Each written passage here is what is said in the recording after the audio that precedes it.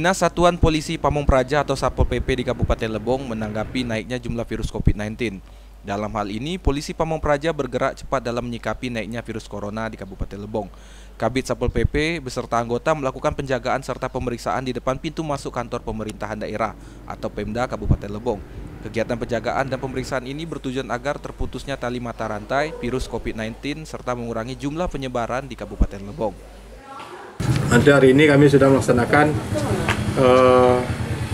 seleksi yang masuk ke dalam wilayah pemerintah daerah Pemda dalam hal ini yang tidak memakai masker atau tidak mematuhi protokol kesehatan kami suruh untuk keluar dulu dari lingkungan Pemda Lebong. Demikian.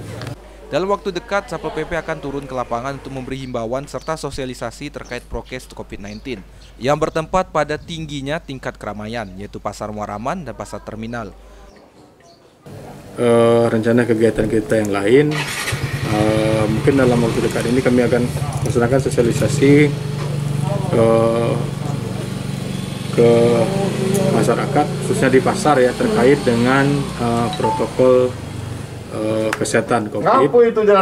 Mengingat beberapa hari ini di Kabupaten Lebong meningkat kasus terpaparnya COVID-19. Agar masyarakat dapat mengerti dan memahami arti pentingnya kesehatan, sehingga dapat menyadari dapat menurun angka terpaparnya COVID di wilayah Kabupaten Lebong dan kita bisa melakukan aktivitas seperti biasa dengan protokol kesehatan tetap. Dari lokasi, Andika Manganang, Lebong TV, melaporkan.